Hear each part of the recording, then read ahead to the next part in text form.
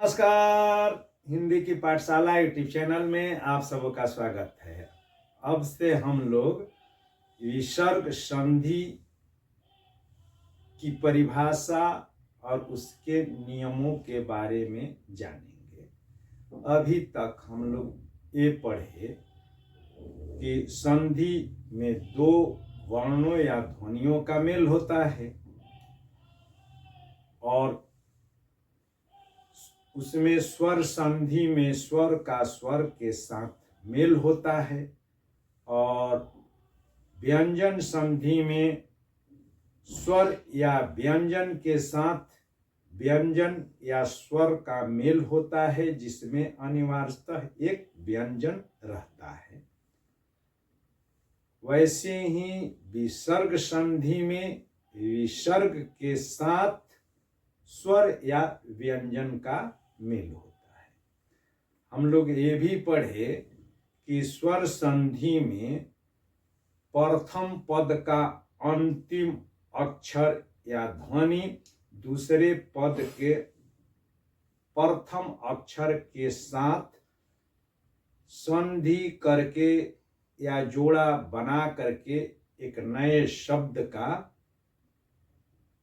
सृजन करती है और उसमें परिवर्तन सामान्यतः पहले पद के अंतिम ध्वनि और दूसरे पद की प्रथम ध्वनि दोनों में होता है और व्यंजन संधि में सामान्यतः परिवर्तन पहले पद की अंतिम ध्वनि में होता है और विसर्ग में या विसर्ग संधि में विसर्ग में परिवर्तन होता भी है और नहीं भी होता है और सिर्फ प्रथम पद के अंतिम वर्ण या ध्वनि या दूसरे पद के प्रथम ध्वनि में से किसके साथ परिवर्तन होगा, इसके लिए भी कोई निर्धारित नियम नहीं है या वह सामान्य नियम नहीं है।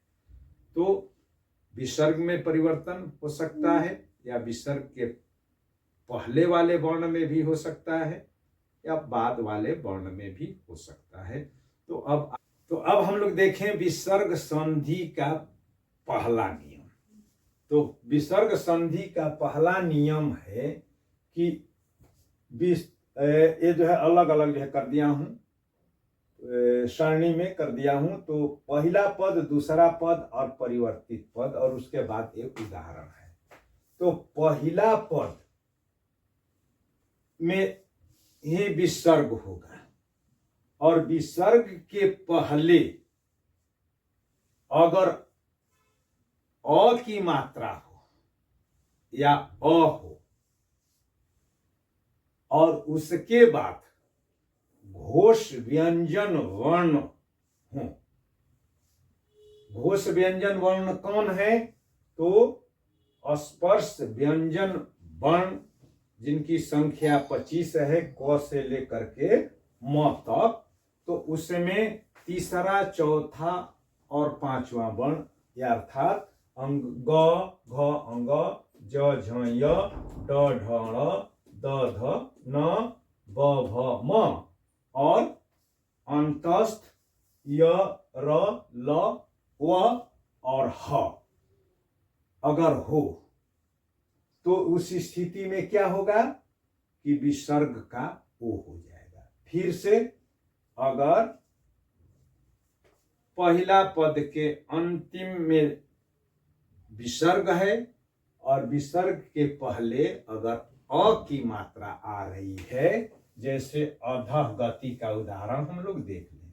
तो अधः का वर्ण विच्छेद हम लोग जब करेंगे तो अ जोड़ ध में हलंत लग जाएगा, यानी कि स्वर रहित हुआ और उसमें अ लगा तब हुआ अध। अब इसमें विसर्ग लगा तो हो गया अध। तो अ की मात्रा है। तो ऐसी स्थिति हो कि पहला पद के अंतिम में विसर्ग हो और विसर्ग के पहले अ की मात्रा हो और उसके बाद तीसरा, चौथा या पांचवा वर्ण हो, या य, र, ल, व और ह हो, तो उस स्थिति में क्या होगा कि विसर्ग का ओ हो जाएगा। तो अब अध में विसर्ग को ओ अगर करा देंगे, विसर्ग का ओ करा देते हैं, तो ध में ओ मिल गया तो अधो हो गया। अब इसमें गति लगा देंगे, गति को जोड़ देंगे, हो जाएगा अधोगति। तो अधा धन गति बराबर अधोगति। वैसे ही मनः धन ज, मनः में न में अ की मात्रा है और इसमें विसर्ग है, और यहां पर ज तीसरा वर्ण है च वर्ग का, जो कि घोष है। ज, झ, य में से तीसरा वर्ण है, इसलिए विसर्ग का हो जाएगा ओ। तो मन में ओ लग गया तो मनो हो जाएगा मनोज। वैसे ही सरह में धन की संधि कराएंगे तो र क्या है, विसर्ग के पहले अ है और उसके बाद दूसरे पद का पहला वर्ण घोष ज है, इसलिए हो जाएगा सरोज। वैसे ही मनः भूमि, मनः में अ है, अ के बाद विसर्ग है, और भूमि में भ पवर्ग का तीसरा वर्ण है, तो हो जाएगा विसर्ग हट जाएगा, हो जाएगा मनुभूमि। वैसे ही यश धन दा, यश धन दा यानी कि दा तीसरा वर्ण है तवर्ग का, तो विसर्ग हटेगा तो यहाँ पर ओ की मात्रा लग जाएगी, हो जाएगा यशोदा। पय धन दर, तो पय में अ की मात्रा और ध भी तवर्ग की चौथी ध्वनि है, यानी कि घोष ध्वनि है, तो हो जाएगा पयोधर। वैसे ही मनः धन योग, इसमें न में अ है और यहाँ पर य अंतस्थ है, तो उस स्थिति में विसर्ग हो जाएगा ओकार, तो हो जाएगा मनोयोग। मनः धन रथ, मनः में अ और रथ में र अंतस्थ स्वर है, अंतस्थ है, तो हो जाएगा मनोरथ। तपः धन लाभ, लाभ में ल अंतस्थ है य ल, तो हो जाएगा विसर्ग हट जाएगा, लग जाएगा ओकार की मात्रा, हो जाएगा तपो लाभ। वैसे ही मनः धन वांछित, मनः में अ है, वांछित य ल व अंतस्थ, तो हो जाएगा मनो वांछित। वैसे ही मनः धन हर, तो न का अ, उसके बाद विसर्ग और ह क्या है, घोष वर्ण है, तो मनः धन हर बराबर मनोहर। वैसे ही मनः धन रथ बराबर मनोरथ। तो ये होगा विसर्ग संधि का पहला नियम। अब जो है दूसरा नियम देखते हैं कि अगर विसर्ग के पहले अ हो, अ वाला ही चलेगा, अ हो जिससे कि आसानी हो, नहीं तो इधर से उधर हो जाता है। पुस्तकों में नियमों को एक तार्किक क्रम नहीं दिया गया है, तो इसलिए याद करने में परेशानी होती है। मैं उसको तार्किक क्रम में देने का प्रयास किया हूं। तो विसर्ग के पहले अ ध्वनि हो, जैसे यहां सब है, और उसके बाद दूसरे पद की पहली ध्वनि भी अगर अ है, तो विसर्ग का ओ हो जाता है, विसर्ग का ओ हो जाएगा, और उस पहली ध्वनि दूसरे पद की जो अ है वह क्या हो जाएगी, अवग्रह, इसको अवग्रह कहते हैं या लुप्ताक्षर। ये स्वर है, अ है, आधा अ है, तो इसको अवग्रह कहते हैं। तो अवग्रह लग जाएगा, यानी कि विसर्ग क्या हो जाएगा, ओ हो जाएगा, और दूसरे पद का पहला वर्ण अवग्रह हो जाएगा, तो हो जाएगा मन में ओकार हुआ तो मनो, और अ के जगह पर क्या हो जाएगा, अवग्रह, तो मनोनुकूल। ये सामान्यतः अवग्रह लगाने की प्रक्रिया संस्कृत व्याकरण में अभी चल रही है, मगर हिंदी में अवग्रह को नहीं लगा रहे हैं। तो इसलिए मनो अनुकूल न करके मनोनुकूल भी जो है मिलेगा। तो ये कोई इस संबंध में निश्चित नहीं है। और चूंकि हिंदी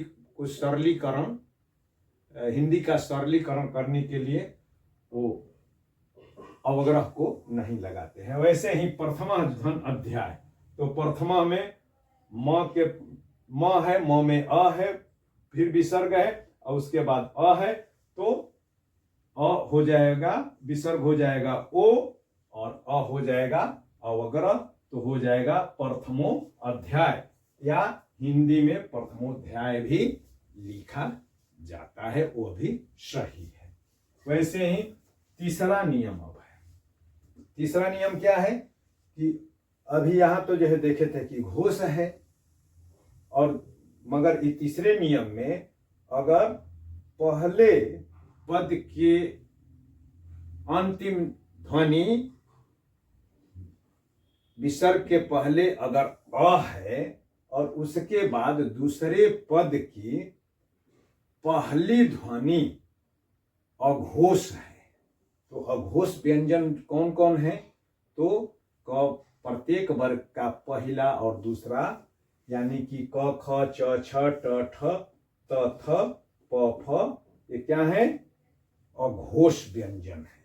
तो कोई अघोष व्यंजन हो या तालव्य स, मूर्धन्य स और दंत्य स, उसमें व्यंजन का यह भी अघोष है, अगर हो तो विसर्ग संधि जब कराएंगे तो कोई परिवर्तन नहीं होगा, यथावत रख दिया जाएगा, ज्यों का त्यों रख दिया जाएगा। जैसे अंतः धन कर, अंतः में विसर्ग है और त में अ है, और यहां पर कौन ध्वनि है?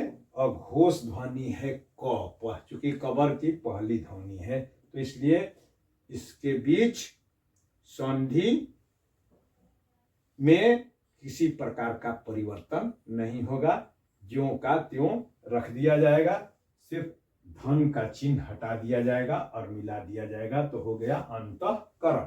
वैसे ही प्रातः काल, त में अ है, विसर्ग है और उसके बाद कबर का पहला वर्ण क है, तो हो गया प्रातः काल। वैसे ही अधः पतन, प पहला वर्ण है, अघोष है, इसलिए अधः पतन। वैसे ही अंतःपुर, त में अ है, फिर विसर्ग है और उसके बाद प है, पबर का पहला वर्ण, तो अंतःपुर। वैसे ही पयः पान, पय में अ है, पा में जो है प अघोष है, तो हो जाएगा पयः पान। अंतः कामना, अ विसर्ग क, हो गया अंतः कामना।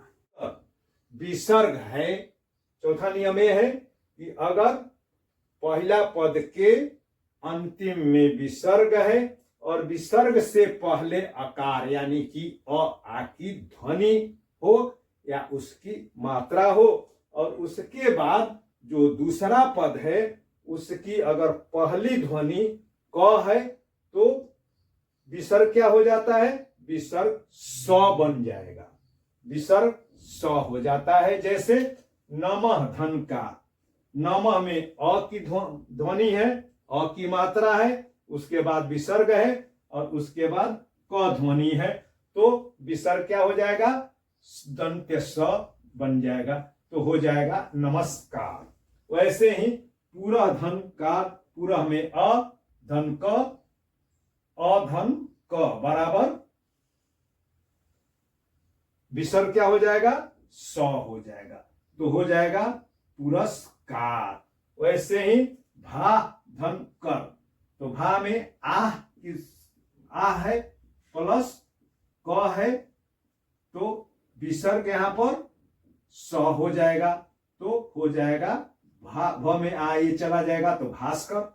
वैसे ही तिरह धनकार, अ में क जुटा तो हो गया तिरस्कार। मन धन कामना, मन में अ, उसके बाद विसर्ग और उसके बाद क, तो विसर्ग का हो गया स और उसके बाद मनस कामना। वैसे अब पांचवा नियम क्या है कि विसर्ग है और विसर्ग से पहले अ की ध्वनि या अ की मात्रा है। तो उस स्थिति में अगर दूसरे पद या जिसे उत्तर पद कहेंगे, उत्तर पद में अगर अ को छोड़ करके कोई अन्य स्वर हो तो उस स्थिति में क्या होगा कि विसर्ग हट जाएगा और दोनों पदों को पास पास ला दिया जाएगा। जैसे अतः धन एव बराबर, यहां से विसर्ग हट गया और दोनों शब्द पास पास ला दिए गए, हो गया अतएव। अब आ जाए छठा नियम। अब ये अ से संबंधित जो नियम है वो आ गए। अब अ के अलावे तो छठा नियम है कि पहले पद की अंतिम ध्वनि विसर्ग है और विसर्ग के पहले अ नहीं है, अर्थात अ के अलावे कोई अन्य स्वर ध्वनि है। वो क्या हो सकता है, ई, उ, ए, ऐ, ओ, औ अगर हो और दूसरे पद की प्रथम ध्वनि घोष व्यंजन हो, तो घोष व्यंजन किसको कहते हैं कि प्रत्येक वर्ग की तीसरी, चौथी और पांचवी ध्वनि को, व्यंजन को और अंतस्थ यानी य, र, ल, व और ह को घोष व्यंजन कहते हैं। या घोष व्यंजन हो या कोई स्वर हो या उसकी मात्रा हो, तो उस स्थिति में क्या परिवर्तन आएगा, फिर से कि अ पहले पद की अंतिम ध्वनि में अ नहीं है विसर्ग के पहले, अ के अलावे कोई और ध्वनि है और उसमें प्रत्येक वर्ग के तीसरे, चौथे, पांचवें या य, र, ल, व और ह या कोई स्वर या उसकी जो है जो कोई स्वर ध्वनि है उसके साथ अगर जो है संधि होती है तो विसर्ग का र हो जाता है, विसर्ग र में परिवर्तित हो जाता है। अब उदाहरण के तौर पर देख लें हम लोग, जैसे कि नि धन आशा, निह में ई की मात्रा है और यहां पर आ है यानी कि स्वर है, तो यहां पर क्या हो जाएगा, नी में ई में आ और बीच में विसर्ग है, तो विसर्ग क्या हो जाता है, र बन जाएगा। तो नी ई धन र धन आ, तो हो जाएगा नी रा सा। आ का जो है आ की मात्रा र में लग जाएगी तो हो जाएगा निराशा। वैसे ही निरर्थक, नि धन अर्थक, तो नि में ई और विसर्ग है और अ है, तो विसर्ग का हो जाएगा र और र में अ आ जाएगा तो पूरा र हो जाएगा, तो निह धन अर्थक बराबर निरर्थक।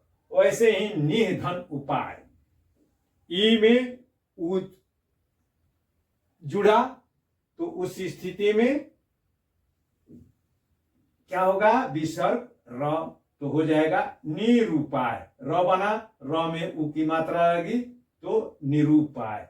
वैसे ही व, नी में विकार लगा, वह क्या है, अंतस्थ है, तो विसर्ग हो जाएगा र, तो निर्विकार, निर्विकार हो जाएगा, आधा र तो आधा यहाँ पर र हुआ। अब यहाँ पर एक चीज मैं बताना चाहूंगा कि आधा र या हल वाला र कहाँ लिखा जाता है कि जिस वर्ण पर उसका उच्चारण होता है, जहां पर उसका उच्चारण होता है, तो उसके बाद वाला वर्ण पर वो लिखा जाता है। तो उच्चारण करते हैं निर्विकार, तो निर्विकार, तो र यहां पर बीच में र है, तो ये कहां पर लिखा जाएगा, वह पूर्ण वर्ण होता है तो उस पूर्ण वर्ण पर लिखा जाएगा और रेफ के रूप में लिखा जाएगा, तब तो हो जाएगा निर्विकार। इसीलिए यहां पर मैं उदाहरण में जो है खाली रखा हूं, आसी धनबाद, तो आसी में वाद लगा, तो शी और उसके बाद ये विसर्ग हो जाएगा र और उसके बाद वाद, तो आसिर, यहां पर आसी के बाद र आ रहा है, तो यह कहां पर लिखा जाएगा, व के ऊपर लिखा जाएगा। अधिकांश लोग जो है गलती करते हैं, आसिर वाद लिखते हैं तो 100 पर ही लगा देते हैं, तो नहीं, जहां पर र का उच्चारण हो रहा है उसके बाद वाली जो ध्वनि है और वह पूर्ण ध्वनि है, तब उसी पूर्ण ध्वनि पर लगेगा। यानी कि रेफ जब भी लगेगा पूर्ण ध्वनि पर, यानी कि पूर्ण ध्वनि कहने का मतलब जो ध्वनि स्वर मात्रा युक्त है, तो वा में आ की मात्रा है, तो आशीर्वाद कैसे, कहां से आशीर्वाद कैसे लिखा जाएगा, तो रेफ जो है स पर न होकर के व पर, वाह व और उसकी जो मात्रा आकार है उसके ऊपर लगेगा। वैसे ही यहां पर वही मुख, तो वही आ गया और रेफ जो है विसर्ग बन गया र और उसके बाद मुख, तो र कहां लिखा गया, विसर्ग का तो र हो गया, तो विसर्ग यहां पर र बना, तो ये कहां लिखा जाएगा, म पर लिखा जाएगा, बहिर्मुख, तो बहिधन मुख बराबर बहिर्मुख। वैसे ही दुर्नीति बराबर दुर्नीति, तो इसमें रेप न के ऊपर लिखा जाएगा दुर्नीति। वैसे तो एक हो गया उसका नियम कि अ के बाद अगर घोष व्यंजन हो या कोई स्वर की मात्रा स्वर हो तो उस स्थिति में क्या होता है, विसर्ग र हो जाता है, किंतु इसके कुछ अपवाद भी हैं। अब अपवाद क्या है कि अगर अ है, अ भी है, अ है, जैसे पुनः में अ है, उसके बाद विसर्ग है और फिर उसके बाद स्वर है, तो हम लोग नियम ये पढ़े हैं, पहला नियम कि अगर अ है, विसर्ग है और उसके बाद कोई घोष व्यंजन है या अंतस्थ व्यंजन है या ह है, तो क्या हो जाता है, अ का विसर्ग का ओ हो जाता है, तो यहां पर उस नियम के अनुसार ओ हो जाना चाहिए था, मगर यह अपवाद है कि पुनः उक्ति बराबर पुनरुक्ति, यहां पर ओ नहीं हो रहा है, यह अपवाद है। और जितने पुनः से संबंधित शब्द बनते हैं उसमें यही नियम लागू होता है, वो विसर्ग संधि का पहला नियम इसमें लागू नहीं होता है। दूसरा उदाहरण, पुनः धन आवृत्ति, तो हो जाएगा पुनरावृत्ति, पुनरावृत्ति नहीं होगा पहले नियम के अनुसार, वरन होगा पुनरावृत्ति। वैसे ही पुनः धन अवलोकन, तो पुनर्वलोकन, वैसे पुनः धन आवृत बराबर पुनरावृत, पूरा पुनः धन आकलन, यहां भी पुनः धन आकलन बराबर पुनराकलन, पुनः धन आगमन बराबर पुनरागमन, पुनः धन इक्षण बराबर पुनरीक्षण, पुनः धन उत्थान बराबर पुनरुत्थान। तो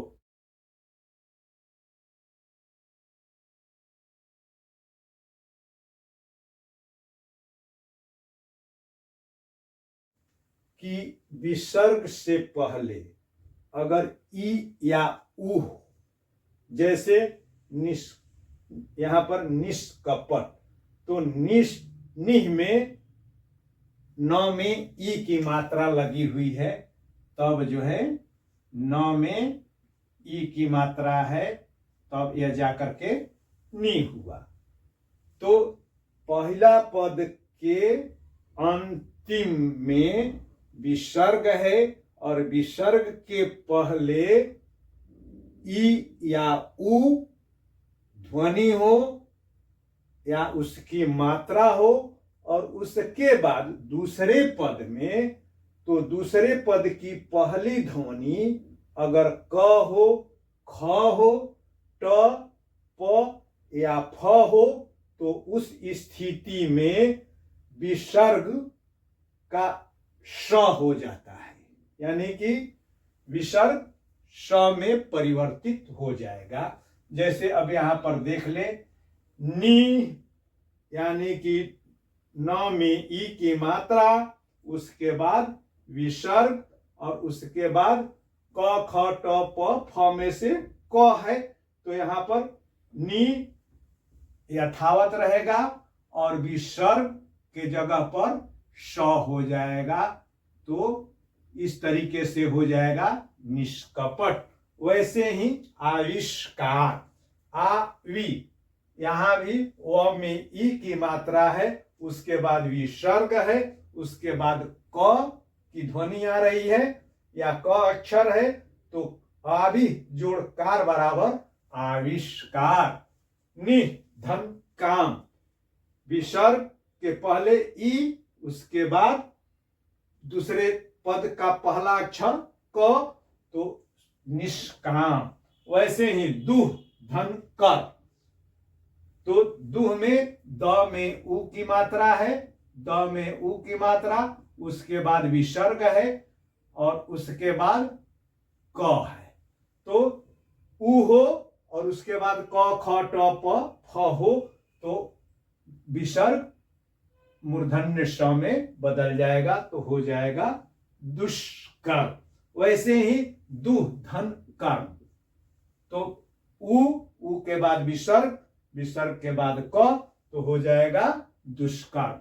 वैसे ही धनु धन टंकार, धनु में उ की मात्रा, उसके बाद विसर्ग और उसके बाद ट की मात्रा है, तो ट क्या हो जाएगा, श हो जाएगा, तो हो जाएगा धनुष टंकार। वैसे ही दुह धन प्रवृत्ति, तो हो जाएगी दुष्प्रवृत्ति।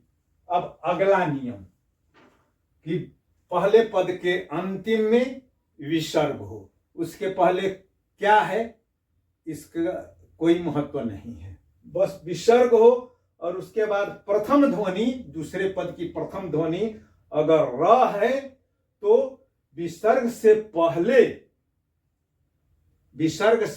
पहले जो ध्वनि होगी और उसमें जिस स्वर की मात्रा होगी वह मात्रा दीर्घ हो जाएगी। अगर ह्रस्व की मात्रा है तो वो दीर्घ हो जाएगी, अगर दीर्घ की मात्रा है तो दीर्घ ही रहेगी।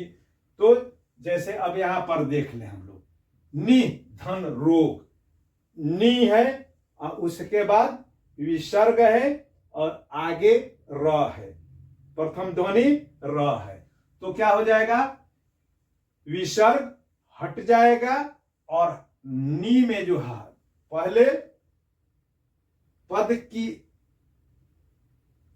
अंतिम ध्वनि, विसर्ग के पहले जो ध्वनि है उसमें जो मात्रा लगी है वह दीर्घ हो जाएगी। तो न में ई की मात्रा लगी है, तो यह संधि होने पर क्या हो जाएगी, दीर्घ मात्रा हो जाएगी, यानी कि ई की मात्रा हो जाएगी, तो न से नी और विसर्ग हट गया तो हो गया निरोग। वैसे नि धन रस, ई के बाद र है और तो क्या होगा, नी हो जाएगा और रस उसमें आ जाएगा, विसर्ग हट जाएगा तो नीरस हो जाएगा।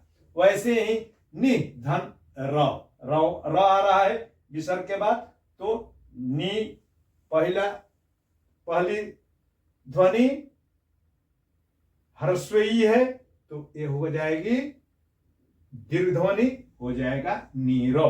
वैसे ही दु धन र, तो दुह में उ की मात्रा है, उसके बाद विसर्ग है और तब र है तो विसर्ग हट जाएगा और ह्रस्व उ दीर्घ उ बन जाएगा। तो यहां पर दूर हो गया, द धन दीर्घ उ धन र बराबर दूर।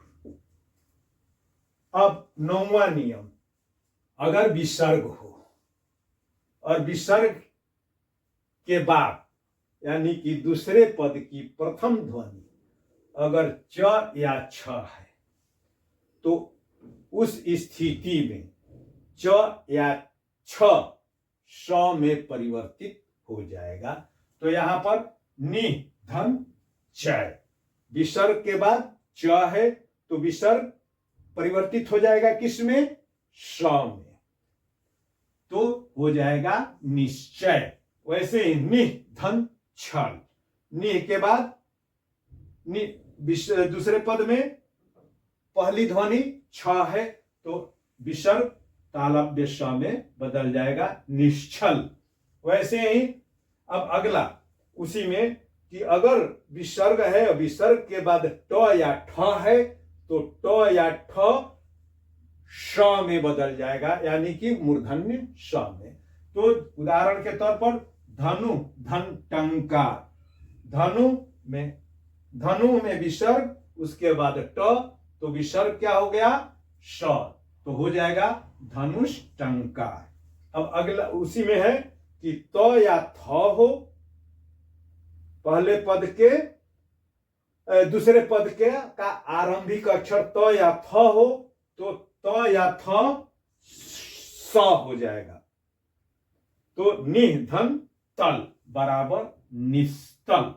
वैसे ही निह धन तेज, तो यानी कि दंत स्वर है तो दंती स हो जाएगा यानी कि दंत हो जाएगा निस्तेज। वैसे ही निह धन ता, नि में जो है विसर्ग है और उसके बाद जो है त है, तो दंत ध्वनि है तो इसलिए हो जाएगा निस्तार।